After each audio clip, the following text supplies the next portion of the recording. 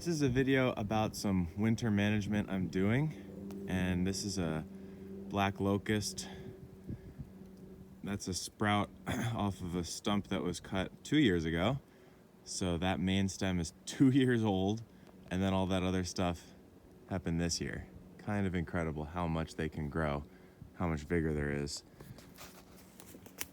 The scene here is a very steep slope. There used to be a trailer parked here. The previous owners had a trailer here, and this is kind of man-made terracing, if you will. And they had a greenhouse up here. And so the greenhouse has become a nursery space and some actual production. These are dwarf apples that I've actually been getting some fruit off of and enjoying. And 5 years ago, this whole area was black locusts about as large as these ones. And I cut them down and dug out the roots as much as possible. They still, you can see one right there to the left of that pole and to the left of that pole. They still kind of pop up here and there, and I just manage them as necessary. But they are a really incredible resource.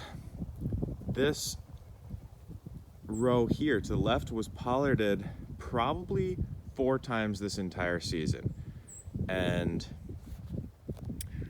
when you have the fresh growth out with the shoots that are really tender, leaves, that stuff is incredibly high in protein, higher than alfalfa. And so that means high in nitrogen. And you can use it as a food source for your plants. It's a great green manure. So for the past 3 years or so, I've been taking those leaves off, taking the young shoots and chopping them up and putting them at the base of this row of apple trees. And the soil underneath them has gone from pretty meager to just dark black crumbly in those years. I've really been shocked at how effective that has been. Unfortunately, I can't show you that right now because the ground is pretty frozen, but it really has produced incredible changes. And so this goes from being something that is kind of, a lot of gardeners that garden in areas with a lot of black locusts talk about them pretty negatively because they're really vigorous and they're always sprouting from roots, and they're really thorny, spiky, and it's not the funnest thing to deal with in certain ways. But today I've just got actually I just bought them, brand new pair of leather gloves. You do kind of go through them if you deal with black locusts. A couple times a year you might have to get new ones, because you can see this isn't even particularly bad, but the spikes on the newer growth are usually really quite strong, and they can puncture through a leather glove if you grab it incorrectly.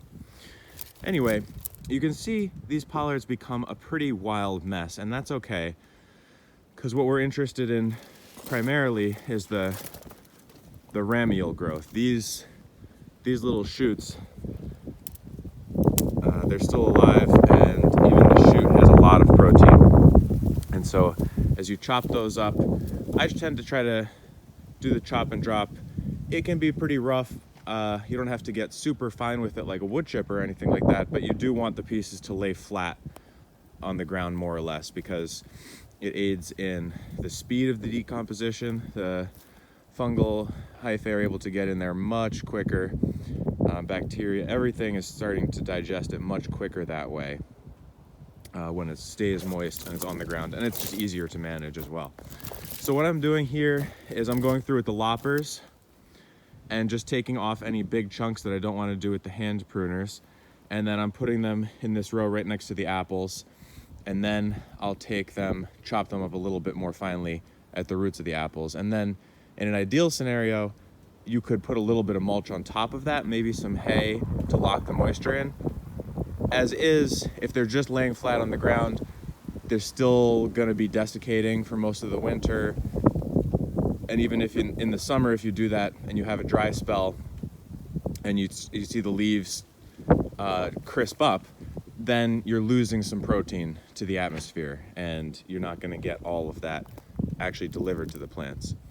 Anyway, these black locusts, if anything, I wish I had more of them on this side. If you let them go for 2 years, they will get that tall and they'll be shading out these apples and we won't get any fruit. But if you're managing them actively and cutting up the branches 2 or 3 times a year, you can actually get a phenomenal amount of fertility for the crops that you want to grow by having them next to it. It's just an endless supply of high nitrogen protein, and that is really, it really is endless. Those trees have these nodules with the rhizobia, and they're fixing nitrogen right out of the atmosphere, and so they're just pumping out of the atmosphere, and you're giving it to the fruit and the vegetables and the trees that you want to grow. And it's a really great system, but you really do have to be on top of it. As I said, these were cut, I believe, 4 times this year. So you could do a more aggressive cut a few times a year, but I prefer to come in more frequently and do a little bit of lighter pruning. It looks like it's much later in the day here, and it is, but I actually didn't take too much time to do this. It only took about half an hour to do the pruning, and then I got distracted by a couple other things. Anyway, the idea here, like I said, I just pruned these off with the lopper and then put them in the pathway and then used the small clippers to cut them up here. There'll probably be a little bit of loss out of these. They'll dry out and it'll volatilize a little bit of nitrogen, but that doesn't actually happen that much when it's cold. So if I were to cover these with leaves or hay or something like that, then we'd keep that in and get a little bit more value out of those sticks. One other idea is, so this one I haven't touched, it's a little bit farther away, and that really is a key here. There's plenty of black locust out here. I could keep doing this all day long, but first of all, what you want are these lighter brown stems. That's the younger stuff that just grew this year. That's the high nitrogen. And the older twigs, not so much. They have a much higher carbon to nitrogen ratio. So what you want is to get that fresh growth. And you can see here, the reason this works is because these are, a pivot away. You can cut them on this side, pivot your body, and put them over where you want them. I don't want to go and collect this kind of stuff out of the woods and bring it over here. You could, but it's nice to have these trees right at the point of use. So another use for these is farther out. If you're planting some wildlife trees or lower density trees in a zone 3 kind of context, you could use larger chunks. Just cut these branches off with loppers, and then that right there is a walnut. And so I could, if that walnut was smaller and not past deer browse yet and I just planted it, I would very much like to cut these and rough mulch around that. And if you go 4 to 6 feet in diameter and then pile it up as high as your knee, especially if it's around the terminal bud of the tree, you can really prevent a lot of deer browse. It will probably promote rabbit browse, so girdling and things like that. So if you're gonna do that, definitely put a tree guard on the trunk.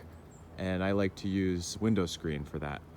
But if you're gonna use rougher mulch around to stop the trees, you should definitely put a tree guard, to stop the deer, you should put a tree guard on.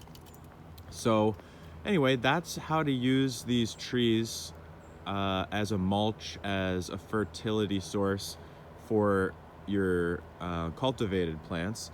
And it very much makes sense in going forward, where I'm going to be planting, if there are not fast growing, high nitrogen producing trees, I'll plant them right next to, in the mix of where